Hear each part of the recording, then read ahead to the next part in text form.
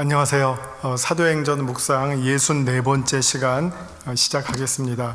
오늘 본문은요, 사도행전 26장 19절에서부터 32절까지의 말씀이 되겠고요. 오늘 제목은 예수 그리스도 복음에 미친 바울이 되겠습니다.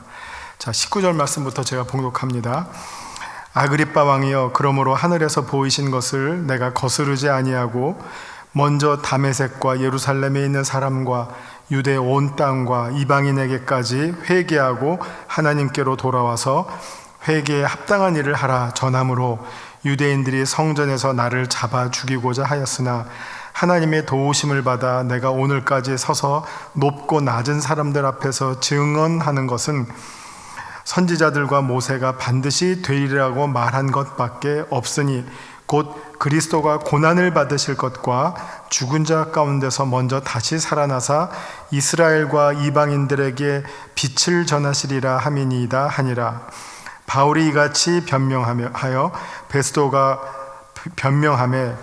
크게 소리내어 이르되 바울아, 내가 미쳤도다. 내 많은 학문이 너를 미치게 한다 하니 바울이 이르되 베스도 각하여 내가 미친 것이 아니요 참되고 온전한 말을 하나이다. 왕께서는 이 일을 아시기로 내가 왕께 담대히 말하노니 이 일에 하나라도 아시지 못함이 없는 줄 믿나이다. 이 일은 한쪽 구석에서 행한 것이 아니니이다. 아그리빠 왕이여, 선지자를 믿으시나이까? 믿으시는 줄 아나이다.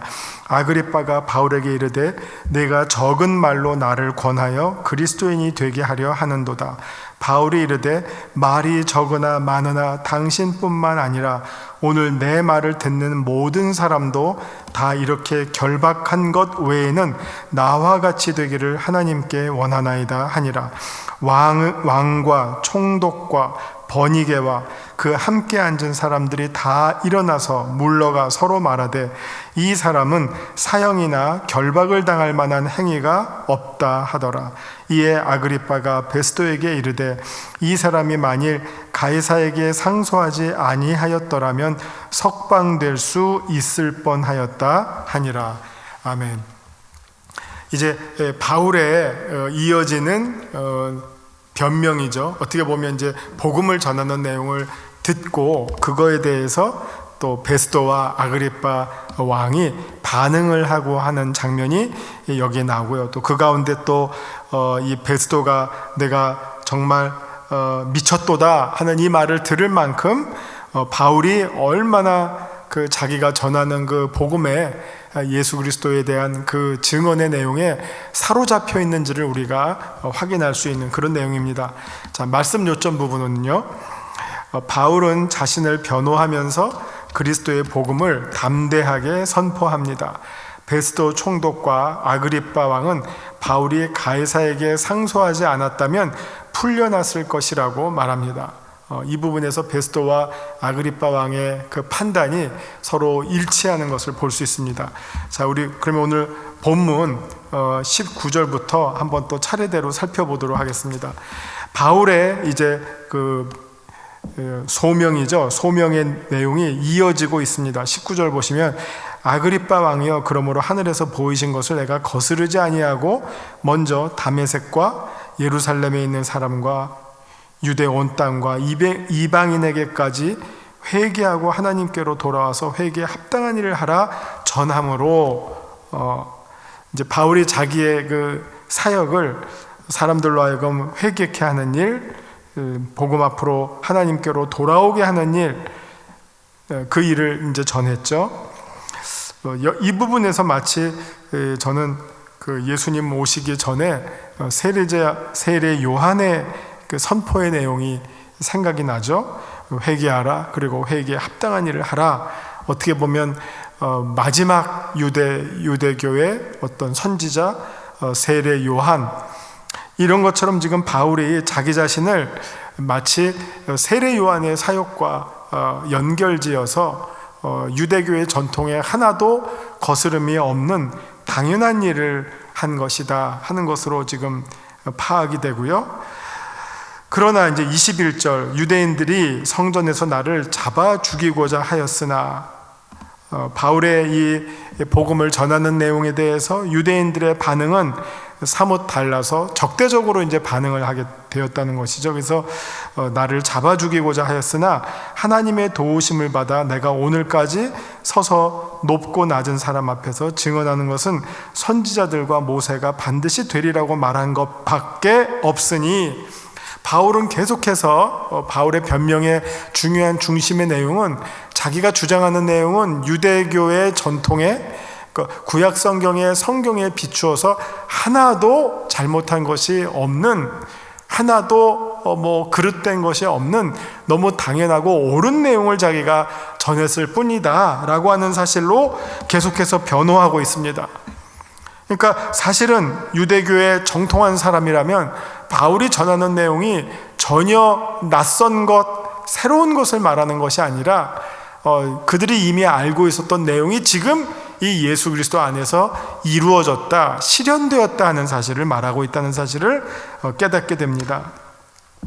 곧 그가 다시 말하는 내용 23절을 보시면, 곧 그리스도가 고난을 받으실 것과 죽은 자 가운데서 먼저 다시 살아나사 이스라엘과 이방인들에게 빛을 전하시리라 함이니이다 하니라. 예수님에 관한 많은 예언들, 이사야서의 예언들, 그런 내용들이 이제 예수님을 통해서 고난받는 종으로부터 많은 이방의 빛을 전하게 될 그 예수님으로 소개됐다는 내용을 바울이 소개하고 있습니다. 자, 24절을 보시면 바울이 이같이 변명하며 베스도가 크게 소리내어 이르되 바울아 내가 미쳤도다, 내 많은 학문이 너를 미치게 한다 하니, 저는 이 반응이 조금 좀 의외예요. 의외, 좀 특이하기도 합니다. 베스도는 로마 사람입니다. 그래서 유대교의 그 전통에 대해서 전혀 알지 못하죠. 구약의 내용에 대해서도 전혀 알지 못하고 유대교의 그 종말 신앙에 대해서도 전혀 아는 바가 없고, 근데 그가 듣기에 정말 얼마 전에 몇 년 전에 어떻게 보면 로마 사람들의 눈으로 보기에는 정치적인 죄목으로 십자가에 달려서 죽은 나사렛 청년이 다시 살아났다 하고, 그 다음에 그에게서 하나님의 모든 약속이 이루어졌다 하고, 그가 그렇게 고난받으면서 죽은 것이 이미 성경에서 예언된 내용이었다 하고, 여기에 대해서 바울이 전하는 내용, 이것은 아마 로마 사람들의 생각에는 이게 받아들이기 어려운 너무너무나 이상한 내용이라고 판단이 들 것입니다. 더군다나 특별히 부활신앙은, 이거는 유대인의 고유한 것이고 로마 사람들은 부활을 믿지 않았기 때문에 이 부활을 전하는 바울의 이 내용이 로마 사람의 생각에는 너무너무나 뜻밖이고 이거는 받아들일 수 없는 내용이라고 생각이 되었죠. 그래서 베스도가 보여준 반응은, 바울아 네가 미쳤다, 공부를 너무 많이 하다 보니까 이상한 소리를 하는구나, 이 정도 반응밖에 낼 수가 없었다고 하는 것입니다. 그러자 바울이 말하되 베스도가 가여 내가 미친 것이 아니요 참되고 온전한 말을 하는 것입니다. 왕께서는 그 다음에 이제 바울이 자기가 미친 것이 아니라고 하는 내용을 이번에는 누구를 통해서 입증하기를 원하느냐면, 베스도랑은 이 얘기를 가지고 계속 이야기해봤자 답이 안 나오죠. 그러니까 여기서 이제 초점을 옮겨서 26절 다시 초점을 옮겨서 아그리빠 왕에게 이제 거꾸로 이제 질문을 하는 것이죠. 자, 아그리빠 왕 26절, 왕께서는 이 일을 아시기로, 당신 유대교에 대해서 잘 알지 않느냐, 이 일을 아시기로 내가 왕께 담대히 말하노니 이 말에 하나도 아시지 못함이 없는 줄 믿나이다. 이 일은 한쪽 구석에서 행한 것이 아니니이다. 이거는 어디 저쪽 변두리에서 일어난 게 아니라 예루살렘 한복판에서 벌어진 일이다. 예루살렘 성전으로부터 시작해서 예루살렘 한복판에서 벌어진 일이기 때문에 누구든지 아는 내용이다. 그걸 말하고 있고, 그 일에 대해서 아그리빠 왕의 동의를 구하는 거예요. 자, 내가 말한 내용이 이게 지금 사람들이 대부분이 모르고 있는 저쪽 어떤 구석에서 일어난 별 하찮은 일이 아니라 누구나 아는 일이다. 그러니까 당신도 이 일에 대해서 요 시점뿐만 아니라 그 내용에 대해서도, 전통적인 해석에 대해서도 이미 알고 있지 않느냐. 그러면서 아그리빠에게 거꾸로 더 적극적으로 대응을 하죠. 27절. 이게 소명을 하는 사람이 판단하는 사람에게 거꾸로 묻는, 어떻게 보면 역공의 상황이죠. 27절을 보시면 아그리빠 왕이여, 선지자를 믿으시나이까? 아마 아그리빠가 뭐라고 대답해야 될지 주저주저 할 때 바울이 먼저 대답을 해버리죠. 믿는 줄 압니다. 믿으십니까? 믿는 줄 압니다 하고 자문자답을 해버렸어요.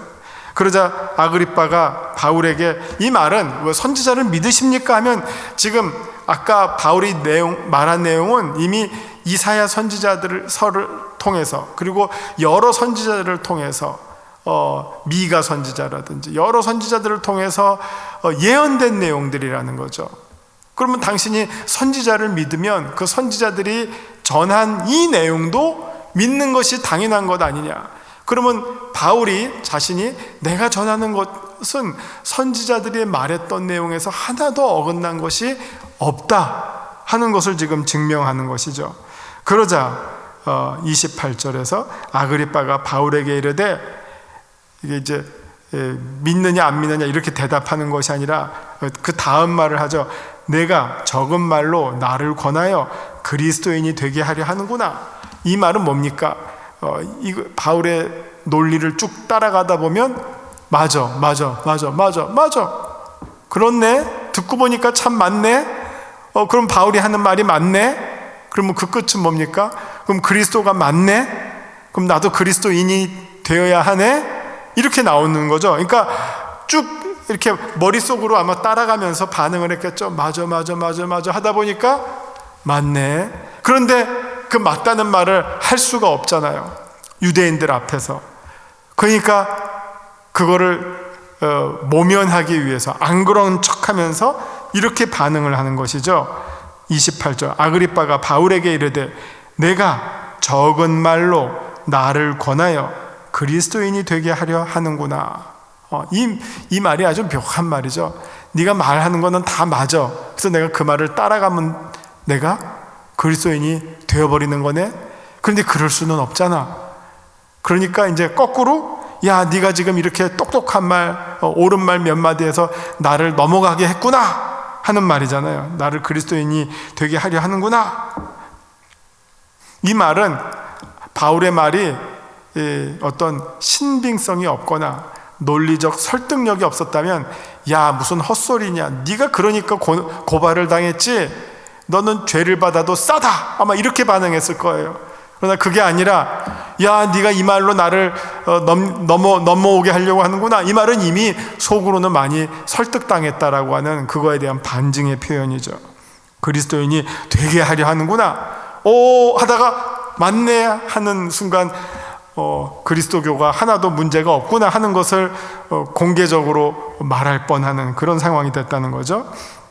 그러자 바울이 대답을 합니다. 바울이 이르되 말이 적으나 많으나 당신뿐만 아니라 오늘 내 말을 듣는 모든 사람도 다 이렇게 결박된 것 외에는 나와 같이 되기를 하나님께 원합니다. 얼마나 멋있는 표현이에요. 내가 지금 이렇게 신체상 구금이 되어 있잖아요. 이것 말고는 나와 똑같길 원합니다. 이 말 속에는 무슨 말까지 포함이 되어 있습니까? 베스도가 말했던 내가 미쳤구나. 여러분들도 나와 함께 다 같이 예수 그리스도에 미치시기를 원합니다. 거기에 여러분의 온갖 생각과 마음을 다 빼앗겨 버리기를 원합니다. 그것이 가장 복된 일입니다. 비록 내 몸은 이렇게 얽혀 있을지라도, 사족이 묶여서 죄수의 몸이라고 할지라도, 여러분은 사실 미쳤다라고 하는 것이 무엇입니까? 정신이 악령에 사로잡힌 거 아니에요? 내 몸은 이렇게 신체에 갇혔지만 여러분의 생각은, 여러분의 마음은 복음에 미쳐서, 복음에 사로잡혀서 이 몸의 구속을 뛰어넘는 마음의 자유, 영원한 자유를 누리시기를 원합니다. 이렇게 이제 외치는 것이죠. 이 말을 듣자 이제 30절, 31절, 32절에서 사람들의 반응이 나오죠. 왕과 총독과 번이게와 그 함께 앉은 사람들이 다 일어나서 물러가면서 서로 말하되 이 사람은 사형이나 결박을 당할 만한 행위가 없다 하더라. 모든 사람들이 바울이 무죄임을 확인을 하게 되는 것입니다. 그러면서 이 아그리빠가 베스도에게 이 최종적으로 말하는 내용이 이 사람이 만일 가이사에게 상소하지 아니하였더라면 석방될 수 있을 뻔하였다 하니라. 이게 예수님의 재판 장면에도 본디오 빌라도가 마지막에 죄 없음을 보고 자기는 풀어주고 싶었죠. 그러나 유대인들의 원하는 것에 의해서 나는 죄가 없다고 손 씻으면서 넘겨버린 것처럼 이 사람도 바울의 무죄를 확인을 하고, 아그리빠 왕도 무죄를 확인을 하고 내어주고 싶은데 상소했기 때문에 못 내어준다 하고 바울의 실질적 무죄를 선언하는, 베스도나 아그리빠가 다 바울의 무죄를 확인해주는 그런 장면을 우리가 오늘 본문에서 보게 되었습니다. 사뭇 마음속으로는 바울이 주장한 내용에 대해서 공감을 하면서도 몸으로는 그거를 실행할 수 없는 그런 어떤 이중적인 안타까운 상황을 보게 됩니다. 자, 말씀 산책 부분을 통해서 다시 한번 정리해 드리겠습니다. 바울은 계속해서 자신이 다마스쿠스에서 회심한 이후에 행적을 덤덤히 소개합니다. 그는 회심 직후 다마스쿠스 도시 안에서, 다마스쿠스가 다메섹이죠, 도시 안에서, 그리고 예루살렘에서, 그리고 유대 여러 지역과 이방 도시들을 방문하면서 유대인과 이방인에게 하나님께 회개하고 돌아올 것을 선포했습니다. 오랜 여행을 끝내고 예루살렘에 다시 돌아온 바울은 성전에서 붙잡힌 이후 지금까지 구금되었는데 이것은 그야말로 억울하기 짝이 없었던 것입니다. 왜냐하면 바울이 증거한 것은 유대인이 믿는 성경에 있는 내용으로 그리스도가 고난을 받고 죽은 사람들 가운데서 부활하여 이스라엘 백성과 이방 사람들에게 구원의 빛을 전한다는 메시지였기 때문입니다. 이와 같은 바울의 변증을 들은 베스도 총독은 죽은 사람이 부활했다는 내용을 거부하면서 바울의 많은 지식이 그를 미치게 했다고 큰 소리로 대꾸했습니다. 물론 바울은 자신이 맑은 정신으로 참말을 하고 있다고 총독의 입장을 인정하지 않았습니다. 더 나아가 바울은 옆에서 듣고 있는 아그리빠 왕에게 계속 자신의 메시지를 증거하려고 하자 아그리빠 왕은 자신을 그리스도인으로 설득하지 말라고 잘라 말합니다. 이런 상황 속에서 바울은 자신이 결박당한 것 외에 그 자리에 모인 것은 모든 사람들이 자기와 같이 되기를 하나님께 소원한다고 답합니다. 그 자리에 참석했던 모든 사람들은 이구동성으로 바울은 사형당할 죄나 감옥에 갇힐 사람은 아니라고 판단했습니다. 바울이 가이사에게 상소하지 않았더라면 풀려날 수도 있었겠다라고 아그리빠는 베스도에게 자신의 생각을 전합니다. 자, 말씀 적용 부분입니다. 하나님은 어떤 분이십니까? 성도의 일생은 늘 하나님의 도우심이 떠날 수 없습니다. 말하자면 하나님은 늘 자기 자녀를 눈동자와 같이 돌보시는 성도의 보호자가 되어주십니다. 조용히 시간을 내어 보호자가 되신 주님을 묵상해 보시기 바랍니다. 내게 주시는 교훈은 무엇입니까? 24절과 25절에 나와 있죠. 하나님의 사람이 주님의 부르심과 사명을 받게 되면 그는 실제로 복음에 붙잡힌 삶을 살게 됩니다. 어떤 사람은 복음에 미친 사람이라 아니할 수 없습니다. 나는 다른 사람이 볼 때 무엇에 미친 사람으로 간주됩니까? 다 우리가 이 세상 살아가면서 뭔가 자기가 가장 열심을 갖고 있는 주제들이 있죠. 내용들이 있죠. 밤을 새워서 이야기해도 지치지 않는 거, 피곤할 때 들어도 신이 나는 것들, 그런 주제들이 있습니다. 그 미쳤다고 하는 것이 좀 더 심하면 요즘 용어로는 이제 중독이라는 말로도 쓰여질 수 있죠. 요즘 우리 사회에 중독이라고 하는 게 큰 사회의 이슈가 되죠. 가정도 파괴가 되고 사회에서도 도태가 되는 반사회적 병적 현상이 이제 중독이라고 하는데, 뭐 술에 알코올 중독, 혹은 뭐 약물 중독, 혹은 성 중독, 도박 중독, 이런 건 대책이 없죠. 그리고 요즘 제일 또 많은 게임 중독, 이런 것들이 다 파괴적인 중독의 예들입니다. 여기에 이제 중독이 되면 절대로 건강한 삶을 살 수가 없고, 심령이, 삶이, 인생이 피폐되고 파괴가 되기 마련이죠. 삶이 무너집니다. 그러나 반대로 정말 예수 그리스도에 우리가 만약 중독이 되면, 오늘 베스도가 바울에게 한 말처럼 우리가 예수 그리스도에 중독이 되면 그 중독은 우리를 살려주고 다른 사람을 살게 하고 공동체를 살리고 가정을 살리고 기업을 살리고 우리 교회를 살리고 아주 요긴한 정말 창조적 생명력을 발휘할 수 있는 이 중독이 바로 예수 그리스도에 빠진 미친 사람, 예수 그리스도에 빠진 사람, 이렇게 되면 세상이 감당할 수 없는 사람으로 우리가 바뀌게 되고, 정말 행복 바이러스, 우리가 요새 지금 코로나 바이러스로 다 온 세계가 신음하고 있는데, 반대로 행복 바이러스, 예수 그리스도의 바이러스를 우리가 전한다면 우리를 통해서 정말 하나님 나라가 이 땅에 보여지고 실현되어져 나가게 되겠죠. 그래서 정말 바라기는 우리 성도님들 모두가 바울처럼 예수에 미치고 예수에 중독된 그런 사람들이 되시기를 바랍니다. 기도하심으로 마치겠습니다. 하나님, 예수 그리스도의 복음을 우리가 더욱 사랑하고 또 마치 초대교회 성도들이 새술에 취했던 것처럼 예수 그리스도에 취하게 하시고 복음으로 배부르게 하셔서 복음의 굶주린 그리스도의 사랑에 목마른 많은 사람들에게 생수를 전하고 생명의 양식을 전하는 우리들이 되게 하여 주시옵소서. 우리로 인하여 복음을 필요로 하는 많은 사람들에게 복음의 능력을 전하는 자들 되게 하여 주시고, 우리들 먼저가 복음에 붙잡힌 삶을 담대하게 살아갈 수 있도록 하나님 축복해 주시옵소서. 예수님 이름으로 기도합니다. 아멘.